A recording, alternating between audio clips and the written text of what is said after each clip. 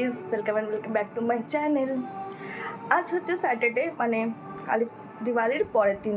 তো আজ আমি সকাল সকাল এসে গেছি মা বাড়ি, খেয়ে দিয়ে ঘুমিয়ে বিন্দাস রেস্ট নিয়ে এবার আমি বেরোবো ঠাকুর দেখতে, মানে একটু ঘুরতে। আসলে তোমরা সবাই জানো এখানে মা বাড়ির কাছে আমার যে খুব ক্লোজ ফ্রেন্ড, আমার বেস্ট ফ্রেন্ড বলতে পারো, সে থাকে, মানে জয়া। আজ আমি তার সঙ্গে একটুখানি বেরোবো, আড্ডা মারবো, গল্প করবো। পুজোর সময় দেখা তো ঠিকই হয়েছিল, কিন্তু সেভাবে মানে দেখা হলে কথা বলা হয় না ঠিক, কেন কি সবাই থাকে সেই মুহূর্তে। তো আজকে আমরা ভেবেছি নিজেদের মধ্যে একটু টাইম স্পেন্ড করা যায়, বাড়িতে বসে ভালো লাগছে না। প্লাস এখানে রূপনারায়ণপুরে অনেকগুলো ঠাকুর হয়েছে, ভাবছি ওগুলো দেখে ঘুরে একটু ফিরে আসি। তো চলো তাড়াতাড়ি রেডি হয়ে বেরিয়ে যাওয়া যাক, সঙ্গে তোমাদেরকেও নিয়ে যাবো। চলো, হয়ে গেছি আমি ফটাফট রেডি, সিম্পল লুক। তো চলো বেরিয়ে যাওয়া যাক। ওকে, অ্যান্ড এটা আমার ফুল সিম্পল লুক। চলো তাহলে তাড়াতাড়ি বেরিয়ে যাওয়া যাক। 12 seconds later. আমি তো রেডি হয়ে বেরিয়ে গেছি, কিন্তু ব্যাপারটা হচ্ছে আমি যার সাথে যাব সে ফোন ধরছে না। আমি বুঝি না কেন জয়া ফোন ধরে না, না ওর বয়ফ্রেন্ড আছে, না ও বিজি, না ওর শিফট চলছে, কোনো কিছু নেই, তারপরেও ফোন ধরে না মেয়েটা।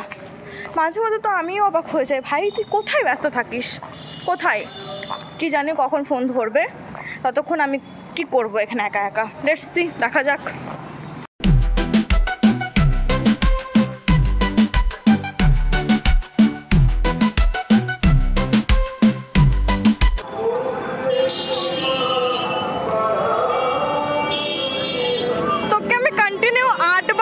করেছি 8 বার ফোন করার পর তুই এখন আসছিস। নির্লজ্জ তুই, নির্লজ্জ তুই, মানে নির্লজ্জ। এই প্যান্ডেলটা হচ্ছে রূপনারায়ণপুরের নান্দনিকের প্যান্ডেল, মানে পুজো। ওখানে বেশ সুন্দর করে ডেকোরেট করা হয়েছিল, বাইরেটাও সুন্দর লাগছিল, অ্যান্ড ভেতরের ডেকোরেশনটা সত্যি খুব সুন্দর ছিল।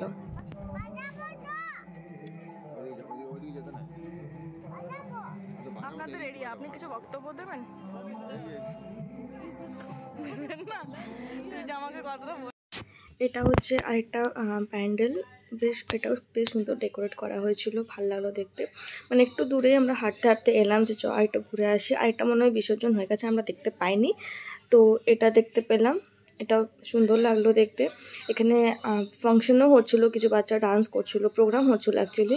আমরা বেশিক্ষণ ছিলাম না, কিছুক্ষণ দাঁড়িয়ে জাস্ট দেখলাম, দিয়ে ওখান থেকে আমরা বেরিয়ে গেলাম আবার নিজেদের আড্ডাতে।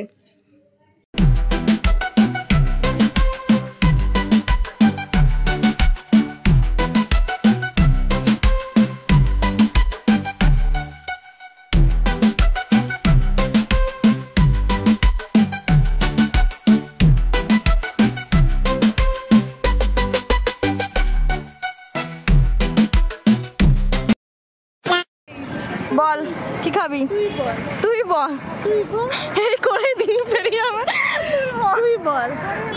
আমার তো সবই খেতে মন করছে, সবই খাও। কোনটা বেশি মন করছে খেতে, কিটা কোনটা বেশি মন করছে? দেখ সবই খেতে মন করছে, যেগুলো দেখাচ্ছিস সব খেতে মন করছে, তুই বল কি খাবি। চিকেন, চাল খাওয়া যাক, লাস্টে ডিসাইড হলো নাকি? চল ঠিক আছে। 1 minute 37 seconds later. চল খাই এবার, খেয়ে টেস্ট কর কি করেছিস।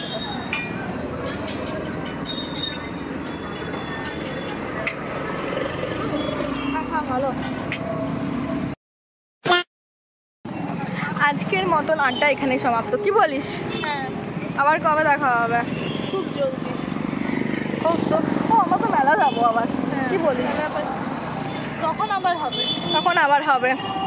By. Early the next morning. Hello, good morning. আজকে হচ্ছে নেক্সট ডে, আজকে ভাই দুজ, মানে ভাই ফোঁটা আসলে। তো সেই জন্য সকাল সকাল উঠে এবার রেডি হতে হবে। এখনও ভাইরা এসে পৌঁছয়নি, এক এক করে সবাই আসছে, দেখা যাক তারপরে কি হয়। রিচুয়ালস কমপ্লিট করা হবে, তো চলো ফটাফট রেডি হয়ে নিই, তারপর নিজেদের রিচুয়ালস কমপ্লিট করি ভাইফোঁটার। তারপরে দেখি কি করা যায়। চলো তাহলে যাওয়া যাক। এবার ভাইফোঁটার সব কিছু রেডি করার দায়িত্ব এসেছে আমার উপরে। অ্যান্ড এখানে আস্তে আস্তে সব কিছু রেডি করছি, কেন করে টাইমটাও পেরিয়ে যাচ্ছে।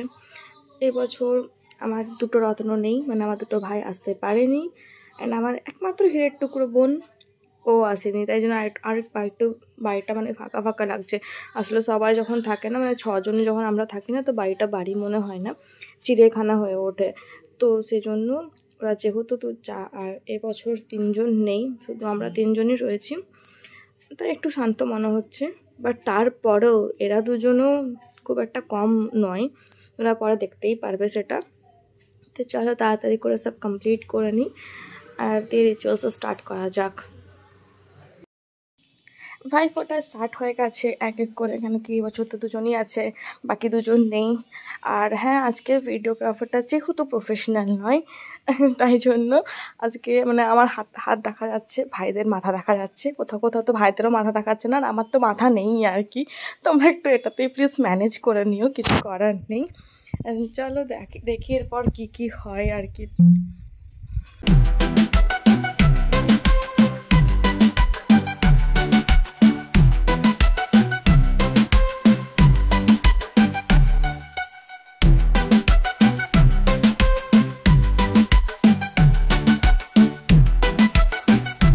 A little longer than a few minutes later. তুই আমার কন্টেন্ট বানাচ্ছিস, তাদের মুখটা উড়ে যাবে একেবারে, ঢাই করে তো বুঝবি কন্টেন্ট বানানো বেরোবে। হ্যাঁ রে গণেশ,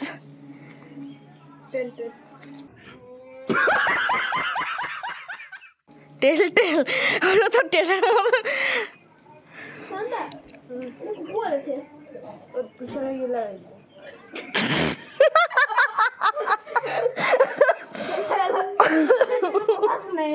ও মা গো, মুখ লাগাই দিব, ঠিক থাকবো। জলদি ফাটা।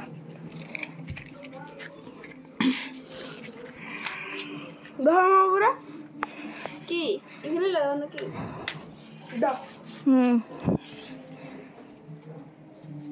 যদি লেগেছে রে বুড়ো, মুখটা উড়ে যাবে তোর, এখনই বুঝবি, নাটক করা বার হবে তোর। ঢং কত ছিল আর।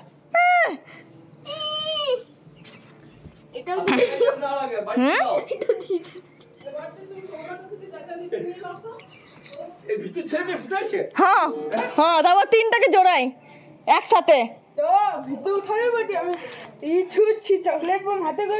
হাতটা উড়ে যাবে একদিন, তো বুঝবি তোর খেলা। এবার দাদু ভাই যৌতান দিয়েছে, মানে এদের দুজনের সাথে, যেহেতু বাজি ফাটানোর ব্যাপার, আর দুজনই বলতে গেলে ছোট, বাজি তো সাবধানতে ফাটাতে হয়, সেই কারণে দাদু ভাই এবার একটু যোগ দিল। দুটো ফাটা প্রাণের দাদা, কত প্রাণের দাদা। দুটো কেন, ওটাকে জোড়া ওটার সাথে উড়ে যাবে, কইটা উড়বে না, পালাবি পালা। A few moments later. এমা আলাদা হয়ে গেল।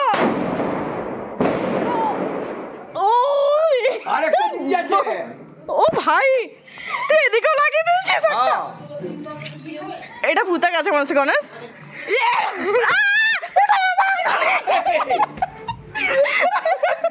এমন দেবাঙ্গনি না, মুখটা উড়ে দেবো তোর, আমি বড্ড সাহস হয়ে গেছে। নিজে নামবে না, ভিতর ঢাক, আর আমাকে পাঠাচ্ছে।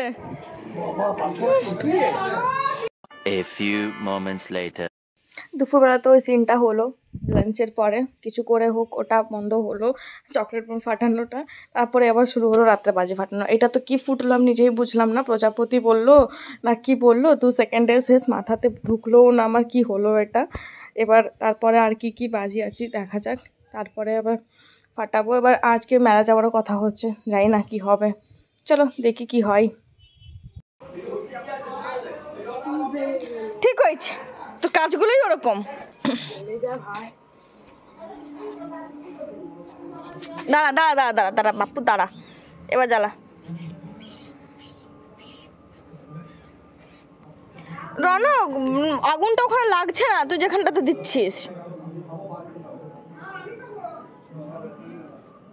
মেলা যাবো, তোর কি খাবো? ভাই সাহাব রোদে ফুতে দিস না নাকি রে? জ্বালাতে জ্বালাতে তো আমার দিন বেরিয়ে পরে বসে কালী পুজো চলে।